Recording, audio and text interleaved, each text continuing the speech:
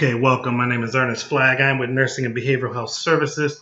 Our focus is designing, developing, managing personal care businesses nationally.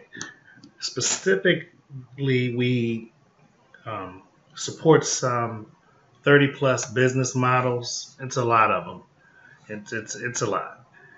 We do this nationally. We've done this for greater than 20 years. Good at what we do. I happen to be the owner of the company and happen to also be the one in the company that most people voted.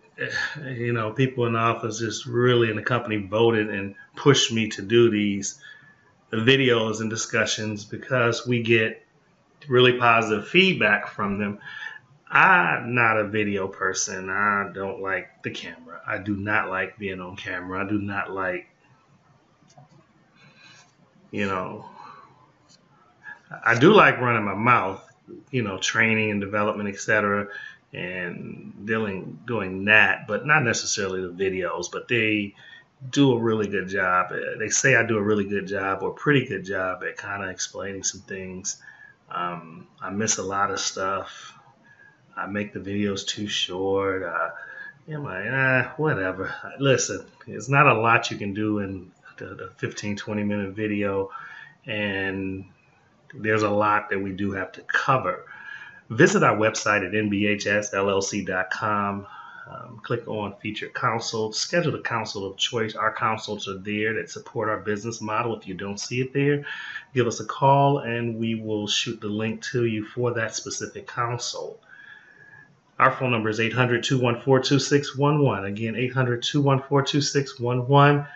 This video is on Virginia. We like Virginia. Okay, there are some states that we really, really, really like, and they're really, really good states to do personal care businesses in. Some are better than others. The U.S. Census Bureau projected that by the year 2030, some 20% of our population will be age 65 and older. That says a lot. That speaks to the baby boomers hanging up that hat for the final time, and that work hat for the final time, transitioning up out of the industry, the work industry. Many of them will not be able to live in their homes. Many of them will have to go to group homes, and others will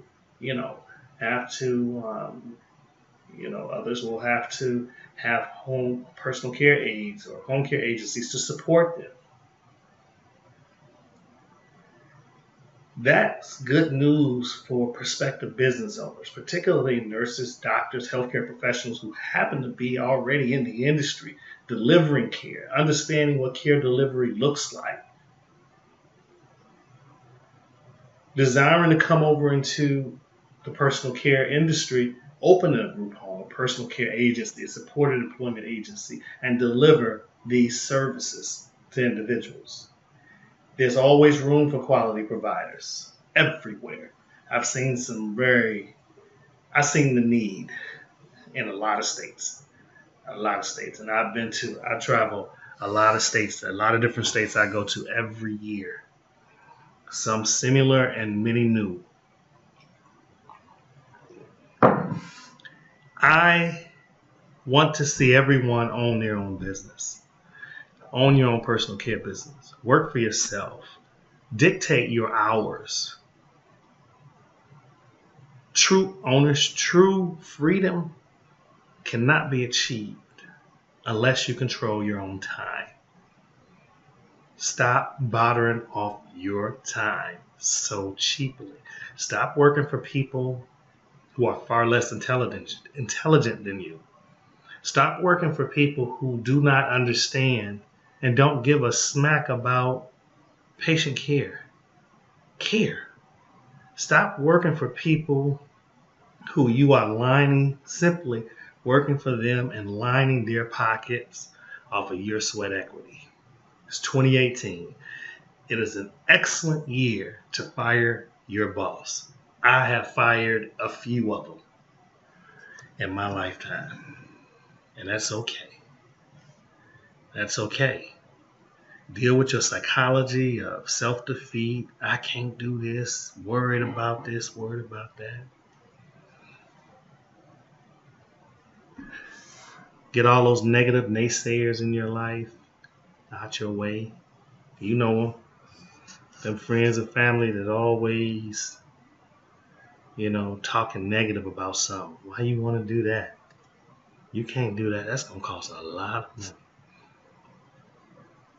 And give us a call. You don't have to no longer wait on secondhand information coming from some of them tight-lipped providers already in the industry, don't want to share nothing.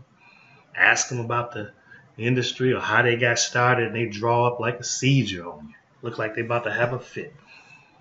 Get a counsel from us and let us help you make your business dream a reality. Right now, I'm about to talk about policies and procedures. We support our policies and procedures. Any policy and procedure we write for you, whether you just buying policies and procedures by themselves and that's it, or whether you're retaining us to support you throughout the full process, and we developing the policies and procedures, we support them. So if the state writes on them and say this is good, that's bad, we hate this, we don't like that, then submit that to us. We fix it. You don't have to worry about that. Okay? That's one issue right out of your life. Policies and procedures. Stop getting that junk off the internet, because we have a wall high of policies and procedures and junk that people have brought in that we wouldn't even touch, and we just throw it away and told them, listen, man, we don't want this, and we're not going to work with you with that junk. So it's not, because if the policies and procedures are not aligned to rules and regulations, which are difficult to do. I mean, we went to school to do what it is we do. We paid a lot of money to learn how to write and develop policies, procedures, program materials specific to states, specific to populations, HIV, DEID, medically fragile, memory fragile, transitional youth programs. We put a lot of money and time in investing in our academic education in order to learn what it is what we do. We didn't just fall into this industry. We were trained for it. We have years of success in it. We helped define this industry. We helped define the personal care business industry. Trust me. We did. Policies and procedures are a set of guidelines that speak to actions, okay? Expected actions, expectations of a company with respect to how employees should behave. Okay? Policies and procedures dictate actions, anticipated actions. They should at least also include time frames and as well consequences for not following them. You need policies and procedures in your company to dictate.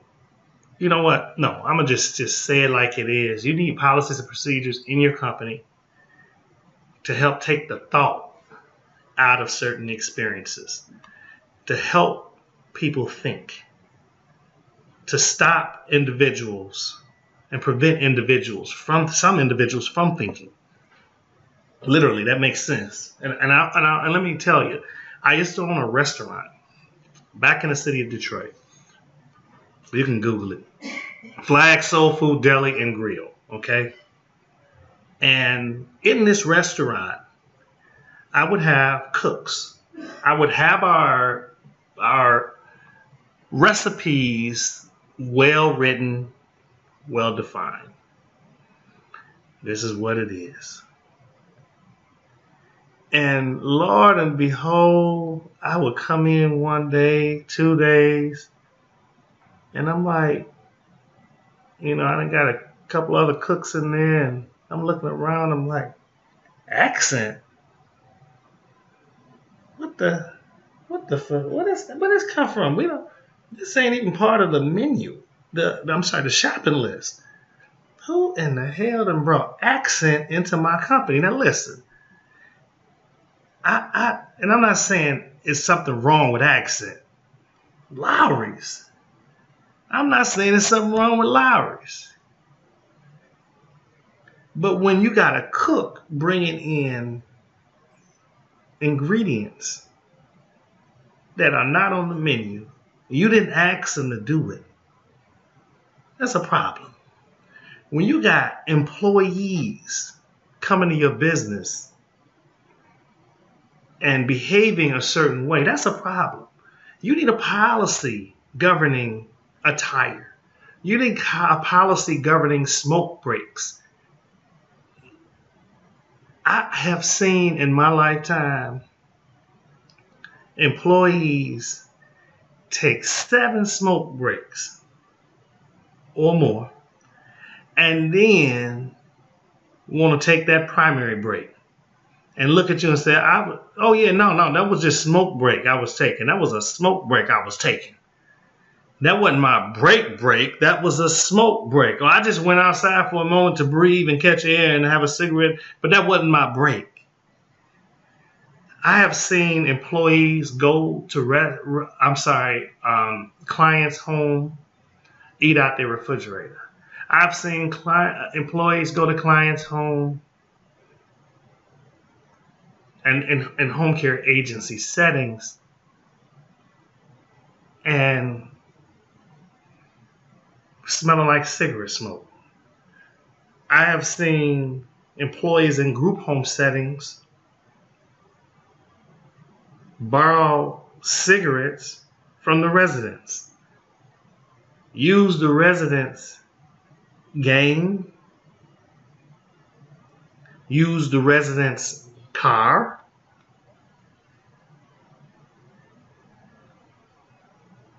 accept CDs and DVDs that the resident just gave them.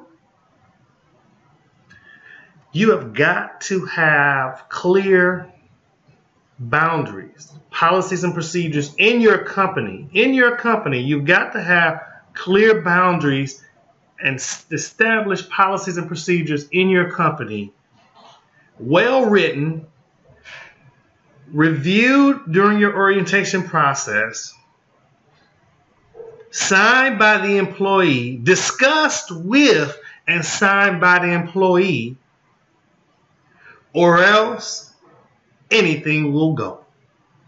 Anything will happen. And I suggest that you regularly review the policies and procedures with them, different aspects of them during in-service opportunities that you have ongoing in your agency, and get them to sign off on it. And through in-services, deal with issues that come about internally that you've heard about, you've witnessed yourself. Deal with them through in-services. And you don't have to tag that specific person in the in-service. Tag everybody. So it doesn't look like you're picking on this person or discriminating this person. Or if it's hearsay, just tag everybody. So nobody can say they didn't know. Put well-written policies and procedures in place, and it'll minimize the headache down the line. With respect to Virginia and the policies and procedures that they expect, they're well-defined.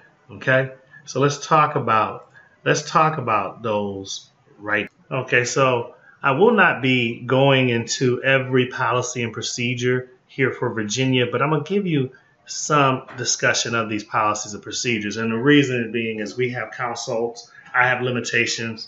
Not the only partner in the agency, and I got a board that really looks over me and what it is I do. And we have a lot of consults in place, and we have a consult geared toward policy development. And I don't want to shoot my own self in the foot. So let's look here at policy number section. All of these come out of what's called Chapter 105, and these are Section 155.5A, pre-screening and discharge planning, applicable to CSBs only. So if you're doing a personal care home, you would obviously, or group home for DDID populations, substance abuse, MI populations, you'd obviously ignore that piece. Section 210.C, fiscal accountability. The provider should have a written internal controls to minimize the risk of theft or embezzlement of their funds. That gives rise to a corporate compliance policy procedure and also a full risk management policy and procedure. When you go to section 210.C, you will see added documentation about how this policy minimally should look. Minimally. Remember, these are minimum standards. It's not full requirements and written requirements and expectation of a fiscal accountability policy and procedure. It's minimum standards. So if you just write what you see or write on the elements in which you see here at 210.C, then you're going to have a problem, because it does not really fully contain all elements of a true, well-written fiscal accountability policy and procedure governing a DDID group home or agency, okay? Just letting you know. If you go and copy and paste what it is you see at section 210.C, you're going to have another problem. You got a problem too, because again, it doesn't fully embellish or denote what a full fiscal accountability policy and procedure should entail. All of the proper elements governing it are not considered in Virginia's piece. They expect you to go out and research and obtain that information, write that information down that you want to see in your fiscal accountability policy. But what they're doing is just giving you minimum standards to go by. Okay? Section 220.1 through 220.4, indemnification. All right. If you got a facility and you're running transportation out of it, you are commuting residents or individuals to and from appointments, you run a transportation company, etc., this particular piece is relevant, will be relevant for you and that company, okay? And you will need to put those items and obtain those items and get insurance, specifically speaking to this right here, liability, damage, etc. Okay? Section 230, fee schedule, written schedule of rates and charges available upon request. That should be well written. That should be well written. It should be part of your policies and procedures. It should spell out refunds, and it should spell out charges for everything. It should also spell out what's included in the base rate and what other services an individual can select within your group home, and as well the rates specifically for those. You should also have a cancellation policy included in that, and how and also it should the policy or fee schedule should denote proration and refunds, okay? 240.A, policy on funds of individuals receiving services. How are the individuals receiving services, how are their monies handled? Do you handle the funds? If you don't, you don't. If you do, you do. Spell it out. Spell it out in this particular policy and procedure, and make it be very, very clear. How funds, and spell out the forms in this, and identify in this particular policy the relevant forms for tracking funds if you happen to be responsible for an individual's funds. If that be the case, then you need a form to track that information, and it needs signature lines on it, not only for staff, yourself for review, and staff for each transaction, and the individual to confirm that they received his money, didn't receive his money, or put it in your control. Section 240 B and C, document financial controls to minimize theft. That's clear. Surety bond or other assurances for security or funds. How are funds maintained? How are they secured? You know, hey, let us know. And put it in the policy. You know, they say if it's not written, it didn't happen. Let me see. Building modifications. Weapons policy. You definitely need a weapons policy.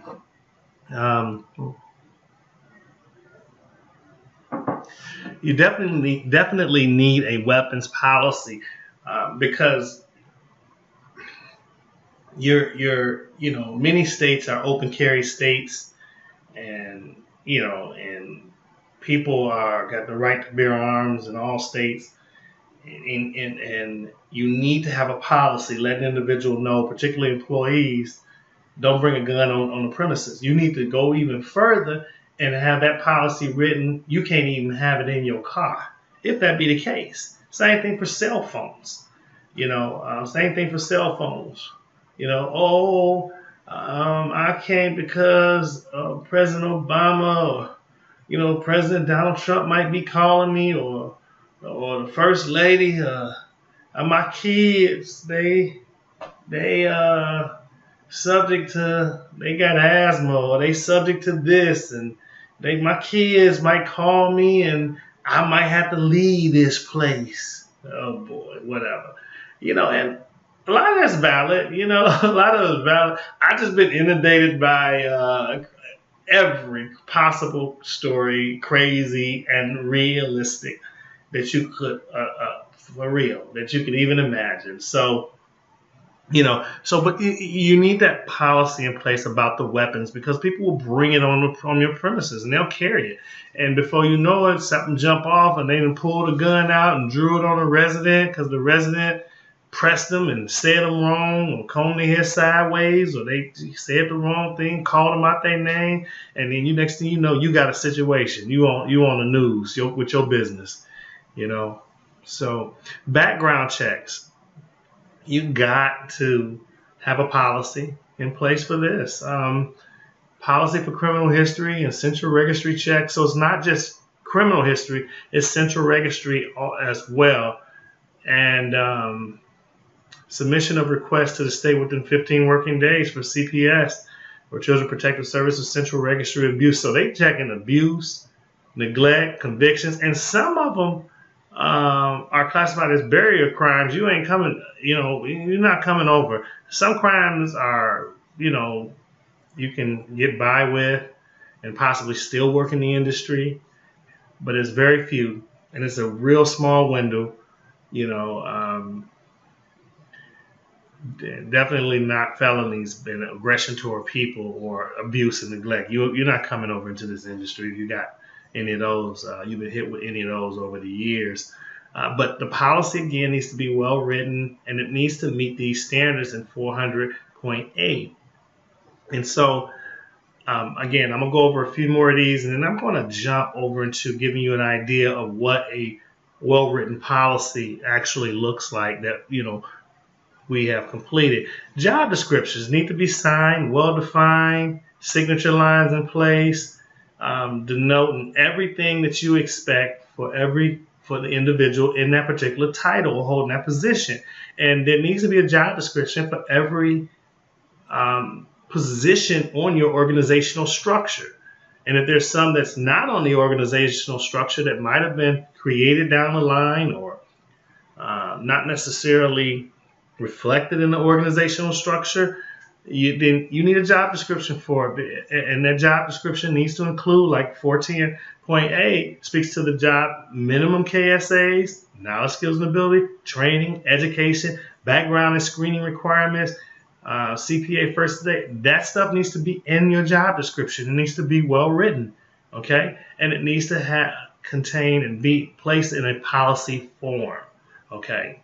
All right, moving right along. 450. 450, section 450 talks about employee training and development. All of that's required. medication administration training, address it in there. Put the details, the elements of the method that should be included. Do you want a teach-back component in there? Should there be a teach-back component in there? Behavioral management, emergency preparedness. These are all policies. These are all elements that should be included in the employee training and development policy and procedure. And not only they should be included, keep in mind they are minimum. They are the minimum elements to be included in that. Meaning they will ask you, they could very well, when they come out to your home, ask you for additional stuff. What about this? And what about that? And what about this? And bam, you might have a problem. You're going to have a problem. Particularly, you're going to have a problem. These minimum pieces will get you past, get your foot in the door. All right? But they will not, they are not enough to run the day-to-day affairs of a business, I guarantee you, or to run the day-to-day affairs of a group home. And I could go on and down this line right here. Written policies and procedures governing grievance. That's a huge piece. A risk management policy and procedure they're expecting. A facilities inspection check form, absolutely. Because if you do not have a facility inspection check form, they need something that you're going around this place every month and every so often looking at essential pieces, looking at the smoke detectors, the lights, the toilets, the doors, the windows, to make sure the joint is not in disarray, to make sure anything that is broke gets fixed, and that you have a process in place for making that happen. It happens, man. You got 3 to 4 people living in a home, stuff happens, all right? Stuff happens. Furniture get broken up, and, emergency preparedness and response plan. That's a huge piece. It is comprised of hypothetical situations, a lot of them, and also the anticipated expectation and role of staff. What they should do if the lights go out, what they should do if the water goes out, what they should do if the power goes out, what they should do if the dishwasher stops working, who they should call if there's a medical emergency, how they should handle a medical emergency. All right? So let me go over here. All right? And I'm going to kind of show you something, give you an idea of how well-written policies and procedures should look. All right? Let me see where we're going to go here. Let me see. And I'm going to show you what a well-written policy and procedure should look like. Let me see. All right, we'll go here to this one right here. No, I'm going to go over here to this one right here. When you put together policies and procedures, they need to be thorough, well-written, and take the guesswork out of employees. They will start guessing and inventing stuff and making it up in your business and leaving you. So when you put together a piece, a well-written policy procedure, and this person is actually in Virginia, yes, new client, and putting this policy and procedure piece together for them, and it is extremely thorough, well-written, professional, no garbage, no junk. I'll give you an idea. And I'm trying to just help you, all right, just to give you an idea of not just the policy quality of the policies and procedures we put together, but also, to let you know when somebody is just talking, ask them for a sample policy. I'm telling you, if you finish Virginia stuff, your stuff can easily be 1,500 pages. You see this? This is your policies and procedures for your whole project can be easily 1,500 pages. So how do you put together 100 pages? I've seen 50 pages. I've seen 30. I've seen 200. And people talking about this is there, I'm going to run a business. How do you run a company off of 120 pages of content? The personnel policies and procedures by themselves, let me go look here. Let me see what our personnel policies and procedures look like. 20 years at this. We ain't confused about this. And we've gone through 158 pages is our personnel policies and procedures by itself. And it covers a plethora of things. At will employment. You got to tell them this. At will conditional offer for employment. Okay? Telephone use, cellular telephone. You got to take the guesswork out of this whole piece for employees. Or guess what? They're going to be in your joint running your business the way they want to run it. Okay?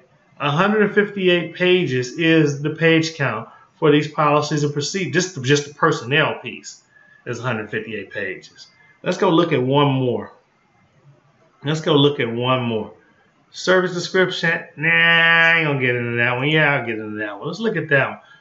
Service description by itself. Nah, where did we do this one at? I don't know how many pages. This one's a short. This should be only a short 6 to 8 pages, 5, 6 pages. I don't know. But it's the part of something larger. Let's look at the complete service description. Let's look at that one. What that look like. 87 pages. 87 pages for a complete service description. That's well written. Trust me. And that's how it should be. That's how it should be. Well written. Anyway, my name is Ernest Flagg. I'm with Nursing and Behavioral Health Services. Remember that any policies and procedures we put together for you will be aligned with the state. If there's a problem with any policies and procedures that the state may have that we might have put together for you, just send it back to us. Send us those concerns and we will correct them. That's the guarantee that we get. We will correct them. Add in whatever the state wants to see. And different consultants in the state see different things, want different stuff. What about this? What about that? You ain't have to worry about that ever when you deal with us. Because we help guide you, because we stand behind our product, because we're good at what we do. We like what it is we do. My name is Ernest Flagg. I'm with Nursing and Behavioral Health Services.